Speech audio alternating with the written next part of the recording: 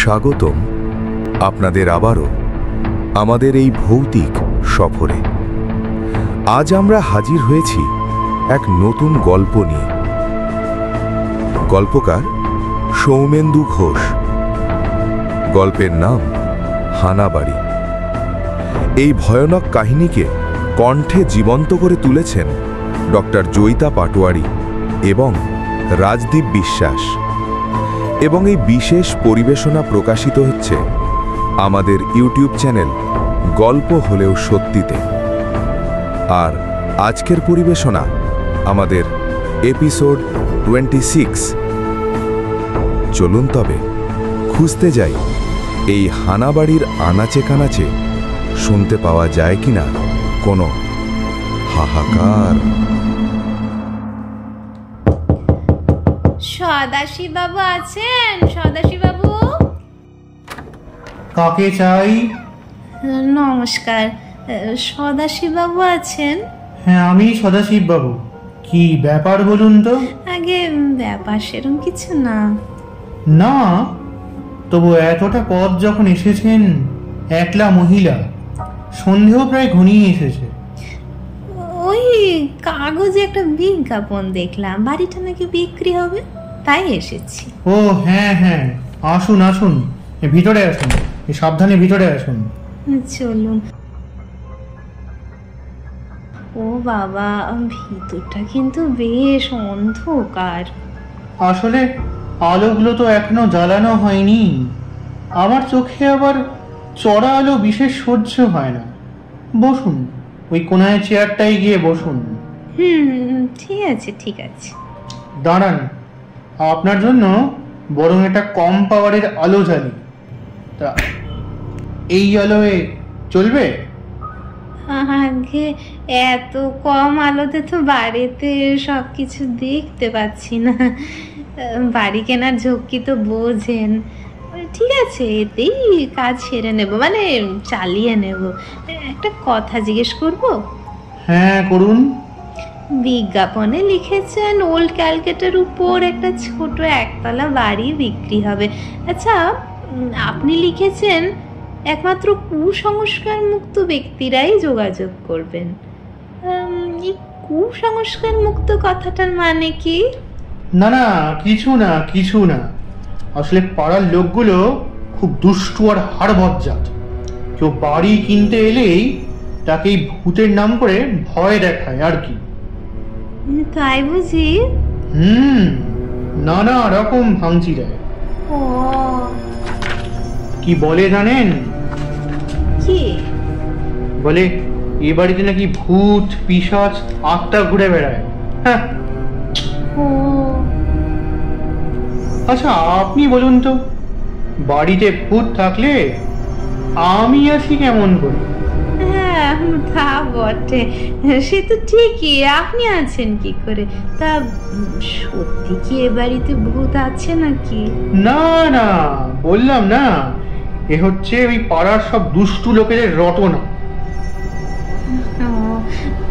তা যদি অপরাধ না নেন তাহলে একটা কথা বলি।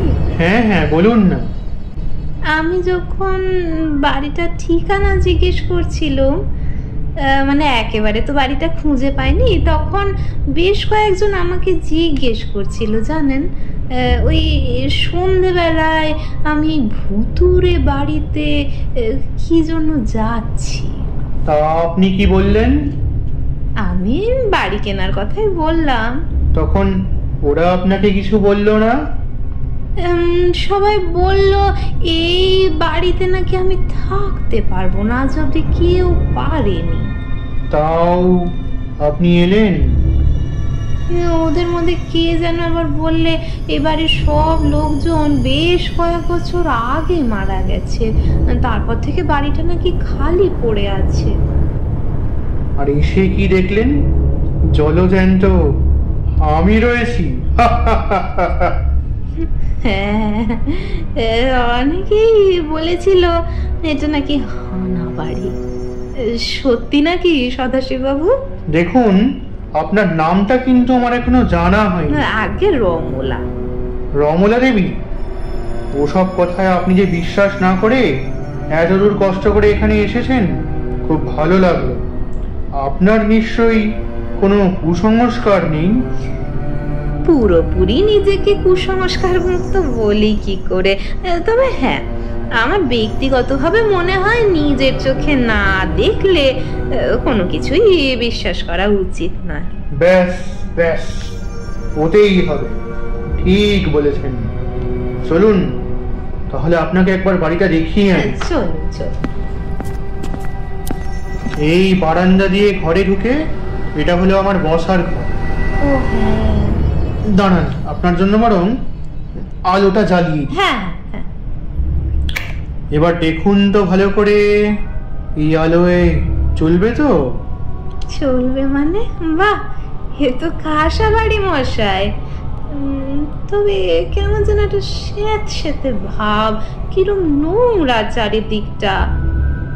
ঘরের কোনায় ঝুল, মাকড়সার জাল, মেঝেতে পুরো ধুলো, অনেকদিন ঝাড় পোছা নেই মনে হচ্ছে। তা একটু আছে, এটা আর অস্বীকার করি কি করে বলুন? আসলে আমি একা মানুষ, সব দিকে সামাল দিয়ে উঠতে পারছি না। বাড়িতে আর কেউ নেই বুঝি? ছিল, আগে সবই ছিল, এখন আর কেউ নেই। যাক, আপনি বরং এদিকে আসুন। হ্যাঁ আসুন এদিকে। ওই যে সিঁড়িটা দেখছেন না, হ্যাঁ হ্যাঁ হ্যাঁ। ওটা হলো সোজা ওই ছাদে যাওয়ার সিঁড়ি। ও আগে, হ্যাঁ। উপরে গিয়ে চলুন, আপনাকে একবার চিলে কোঠাটা বরং দেখিয়ে আনি। চলুন। বাবা, যত রাজ্যের জিনিস জড়ো করা হয়েছে। তা যা বলেছেন। এই ঘরটা শুধু গুদাম ঘর হিসেবেই ব্যবহার হতো কিনা? সদাশিব বাবু, উপর থেকে দড়িটা কি ঝুলছে? কিসের দড়ি? দড়ি? দড়ি কোথায় দেখলেন? ওই যে উপরে কড়ি কাঠ থেকে ঝুলছে, ফাঁস দেওয়া। কোথায় কড়ি কাঠ? কোথায় কড়ি কাঠ? তাই তো, কোথায় গেল কড়ি কাঠ? দড়ি আপনি দেখলেন কোথায়? হ্যাঁ, দড়িটাই বা কোথায় গেল? রমলা দেবী, আপনি কি ভয় পেয়েছেন নাকি? না না, ভয় পাবো কেন? ভয় পাবো কেন?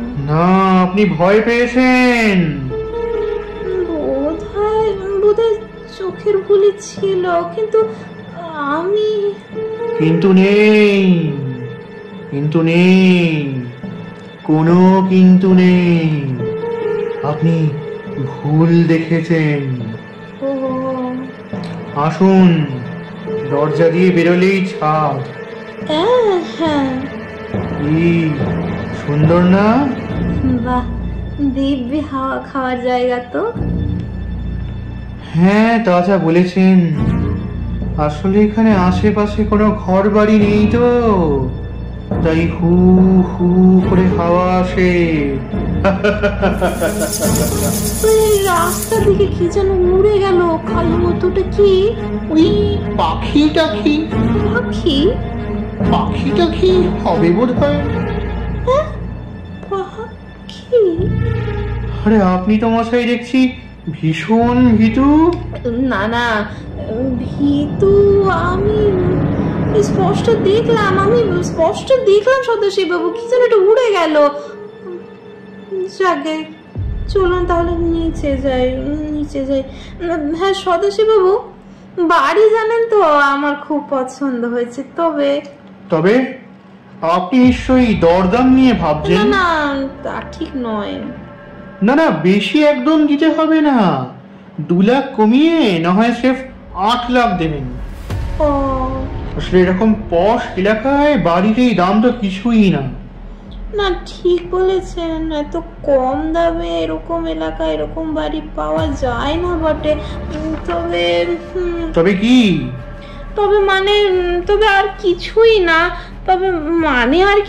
না। তবে কোনো ভূতের সঙ্গে এক বাড়িতে আমার পোষাবে না। কি কি বললেন আপনি? আপনি কি বলছেন? কাকে আপনি ভূত বলতে চাইছেন? আপনাকে। আমাকে? আপনি আমাকে ভূত বললেন? আগে হ্যাঁ। কি করে বুঝলেন যে আমি ভূত? আপনার শরীর ভেদ করে ওপাশে দেওয়াল দেখা যাচ্ছে। আপনার পায়ের ছাপ মেঝের পুরু ধুলোর উপর পড়ছে না। আর আপনি দুবার আমাকে ভয় দেখানোর চেষ্টা করেছেন। আপনার নজর তো ভারী করা, কিন্তু আপনি এখন আমায় ভয় পাচ্ছেন না কেন? ভয় পাওয়ার কোনো কারণ নেই তাই। কিন্তু এখানে মানুষেরা তো আমায় দেখলেই ভয় পায়। তা পাই, কিন্তু আমি তো মানুষ নই। আপনি আপনি মানুষ নন? না। তাহলে আপনি কে? আমিও ভূত, তবে পেতনি। আপনার মতো সদ্য মারা গেছি বলে বুঝতে পারছেন না। আমারও তো একটা থাকার জায়গা চাই, তাই খুঁজতে খুঁজতে এখানে এসেছিলাম। আপনি এখানে যেরকম ঘাঁটি গেড়ে বসেছেন, তবে এখানে থাকা আমার চলবে না। দেখি অন্য কোথাও কোনো পুরনো বাড়ি পাই কিনা। আপনি কি সত্যি সত্যি ভয় পেয়েছেন, নাকি নাকি আমাকে ভয় পাওয়াতে চাইছেন?